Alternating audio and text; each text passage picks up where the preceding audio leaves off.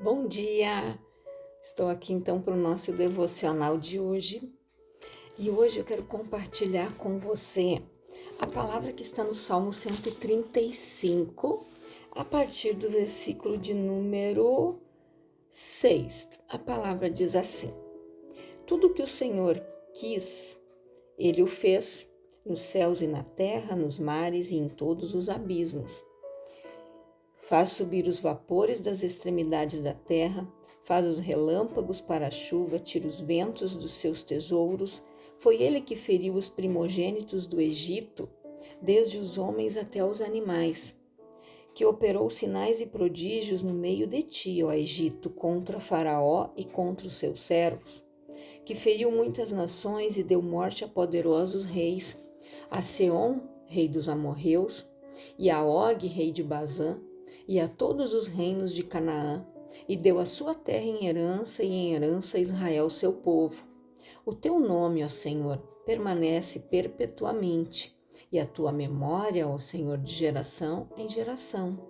Pois o Senhor julgará o seu povo, e se arrependerá em atenção aos seus servos.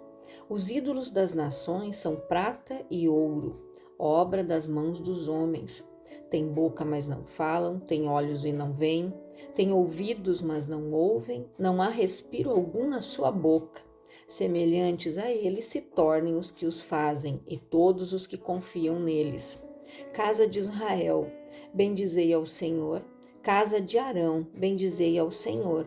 Casa de Levi, bendizei ao Senhor. Vós, os que temeis ao Senhor, louvai ao Senhor. Bendito seja desde Sião o Senhor que habita em Jerusalém. Louvai ao Senhor. Então, olha o que o salmista escreveu aqui. Que não existe, né? A gente não deve, né, se prostrar diante de imagens. Por quê? A palavra de Deus, se você ler a Bíblia toda, você não vai encontrar aqui nome de nenhum santo. Quando a palavra diz sede santos, porque eu sou santo, e sem santidade ninguém verá o Senhor, os santos somos nós, os que foram separados, os que foram comprados por bom preço.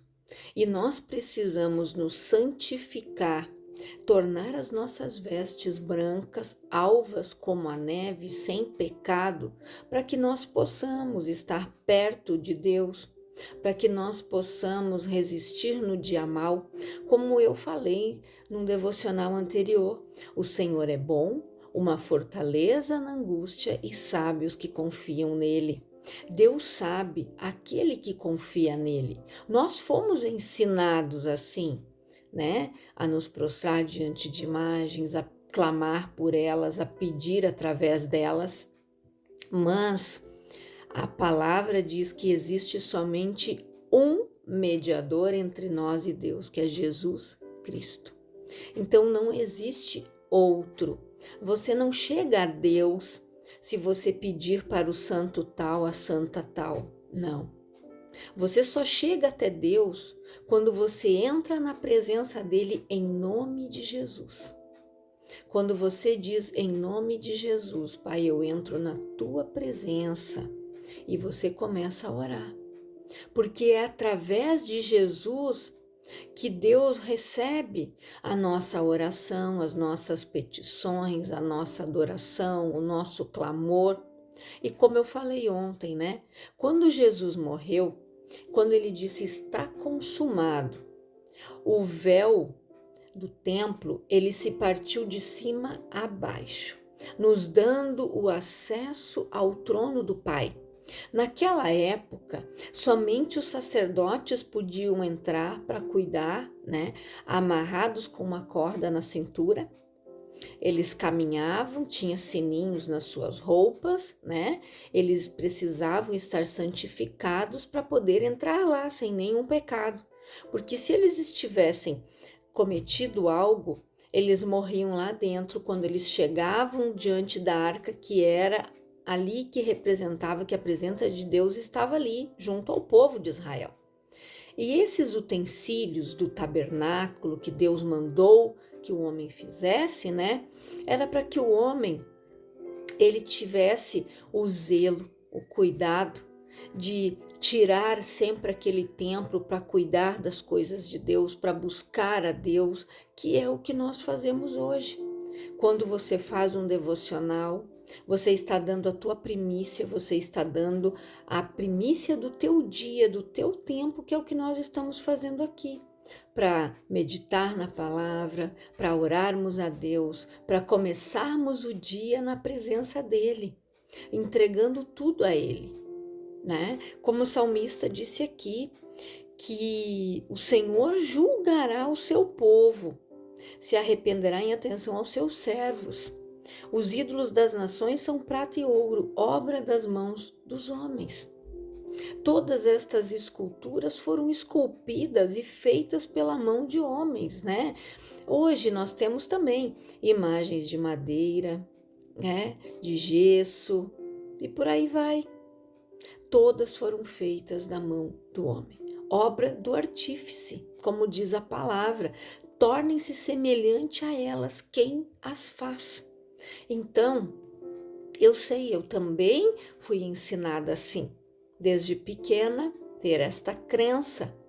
Mas quando nós conhecemos a verdade, conhecemos a palavra de Deus, você vê que não tem coisas que nós aprendemos que não é verdade, né? Onde muitas pessoas creem em reencarnação, mas não existe. Porque a palavra diz em Hebreus 7 que aos mortos se dá o dever de morrer uma só vez e depois disso vem o juízo. Os nossos mortos, as pessoas que morreram, eles estão adormecidos, esperando o dia do juízo. Se você ler aonde fala sobre a ressuscitação de Jesus, quando Jesus ressuscitou, as pessoas viram muitos dos seus mortos, dos seus entes queridos, pessoas conhecidas que haviam morrido naquela época, saírem dos seus túmulos com o corpo modificado e irem com Jesus. Então Jesus ele já nos mostrou como seria a sua segunda vinda e como vai ser, né, no dia em que ele voltar. Lá no céu, né, não entram carne e sangue. Na Nova Jerusalém, né? Não entra.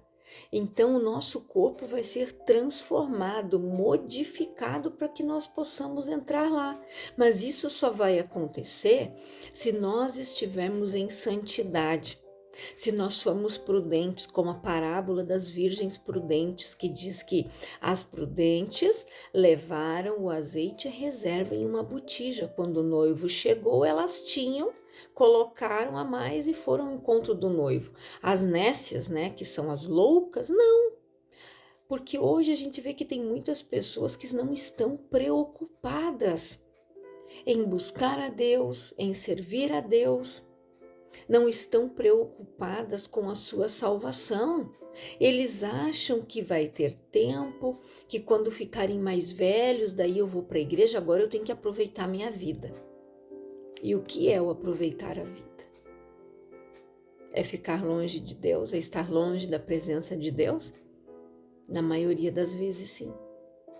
Mas você pode aproveitar, desfrutar daquilo que Deus deixou para você estando na presença dele.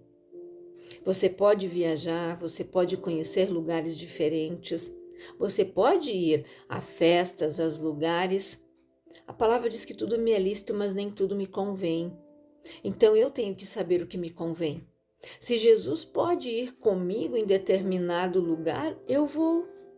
Agora, se eu for em um lugar que o Espírito Santo não vai gostar, ele vai me constranger, eu vou me sentir incomodada de estar ali, ali não é o lugar para mim.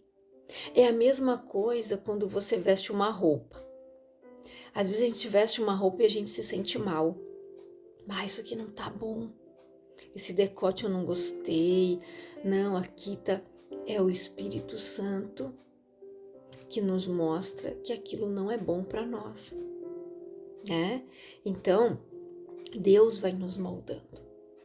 Deus vai trabalhando na nossa vida conforme nós damos permissão a Ele, né? Deus vai trabalhando nas nossas vestes, nas vestimentas, em costumes, em tradições, em hábitos, né, que nos foram passados, que coisas que nos foram ensinados pelos avós, pelos bisavós, pelos nossos pais, porque passam de geração em geração, como o salmista disse aqui. Por isso nós devemos ensinar de geração em geração ao povo buscar a Deus como era ensinado. Quando eles se reuniam, quando Deus deu ordens para que eles comemorassem certas festas, para que eles guardassem o sábado, era para eles tirar aquele tempo para lembrar dos feitos, para lembrar de tudo que Deus tinha feito para tirar eles do Egito, o que Deus fez para tirar eles de um jugo de servidão de muitos anos. Quando eles clamaram, Deus ouviu e levantou um libertador, Moisés. Deus mandou pragas até o Egito, afrontando os deuses do Egito e mostrando que ele era o único Deus, e tirou o seu povo de lá.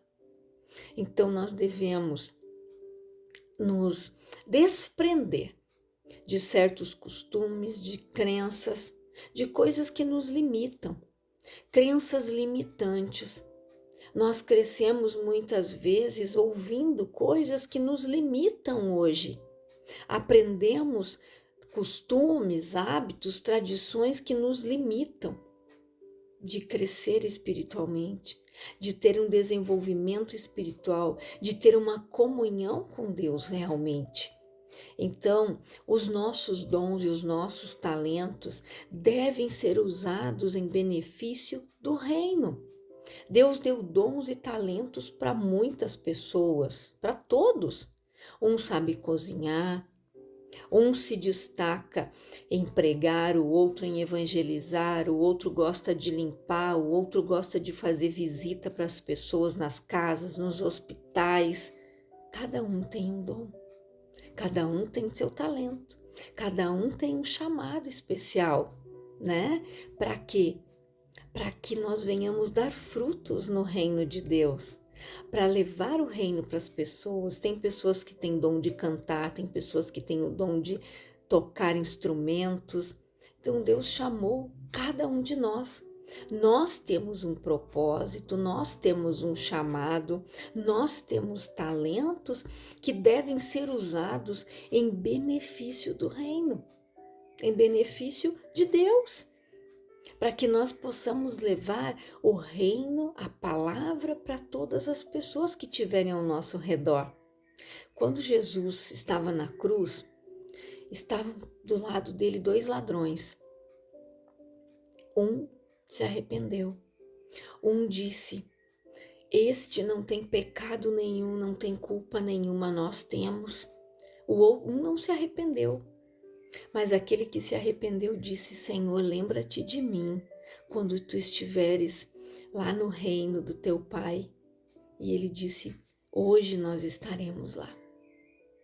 Então, é necessário que as pessoas se arrependam das coisas erradas, palavras erradas que um dia saíram da tua boca, que foram lançadas contra alguém, palavras de maldição, palavras de morte.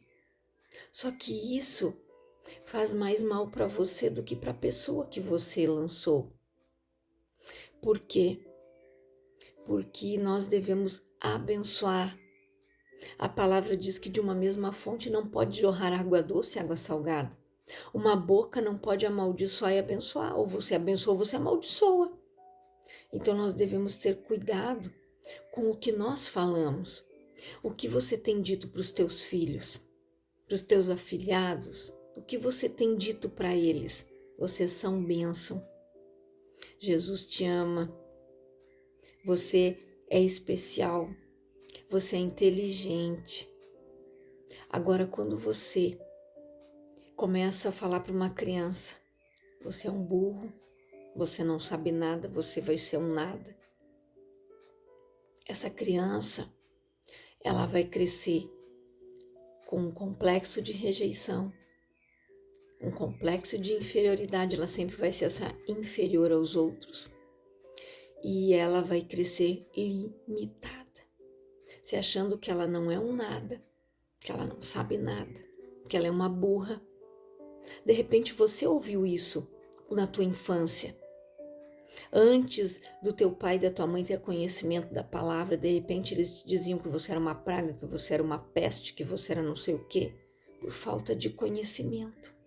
Mas quando nós conhecemos a palavra, nós entendemos que nós devemos abençoar, amar as pessoas, amar aqueles que nos perseguem, orar por estas pessoas, abençoar elas, liberar perdão, viver em paz com todos, como fala a palavra, termos comunhão, viver em comunhão com os nossos irmãos, estar bem, estar em paz com todos. E a verdadeira paz que excede todo entendimento, ela vem de Cristo, ela não vem de nós. A nossa capacidade, ela vem de Deus. Ele nos capacita. Muitos foram chamados, mas poucos foram os escolhidos, e você foi um escolhido do Senhor. Então, deixe Ele usar os teus dons, deixe Ele usar os teus talentos. Se desprenda das tradições, de costumes, de maus hábitos e faça o que está de acordo com a sua palavra. Viva a vida e a vida em abundância que Jesus veio para nos dar.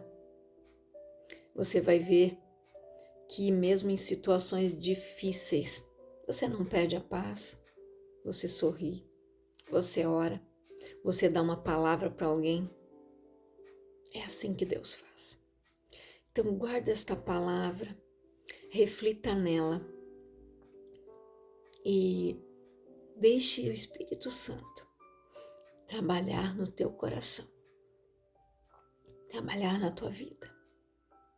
Viva na graça de Deus, a misericórdia do Senhor que se renova a cada manhã. Por causa dela nós não somos consumidos. Deus nos dá uma nova oportunidade cada manhã de nos arrependermos, de mudarmos e de sermos pessoas melhores. Então, guarde esta palavra, medite nas Escrituras e seja feliz e viva a vida e a vida em abundância que Jesus veio para nos dar. Tenha paz com todos. Quero orar por você, Pai. Em nome de Jesus, eu oro por todas estas pessoas que estão ouvindo esta palavra, Senhor. Que ela venha para nos edificar, nos fortalecer. Que as pessoas, Pai, possam refletir nas suas atitudes, nos seus atos. Que abandone os ídolos de prata, de ouro, de madeira, de porcelana. Que elas abandonem os ídolos de gesso. Que parem de se prostrar diante de imagens, Pai, que não podem fazer nada por elas, mas que elas se prostrem diante de Ti, que entrem na Tua presença em nome de Jesus e que reconheçam, Pai, reconheçam a Tua soberania, Tua majestade, a Tua glória, que sejam gratos por tudo aquilo que o Senhor tem feito nas nossas vidas, que saibam ser agradecidos, que saibam ter um coração grato, Pai, que parem de murmurar, que parem de reclamar, mas que consigam ver a Tua mão de poder em cada momento, que possam Te ver nos pequenos detalhes, Pai. Que o Senhor esteja abençoando cada vida, tirando as escamas dos olhos, os ouvidos dos surdos, que eles se abram, Pai, para ouvir a Tua verdade. Esta é a minha oração. Que Deus abençoe a tua vida, em nome de Jesus.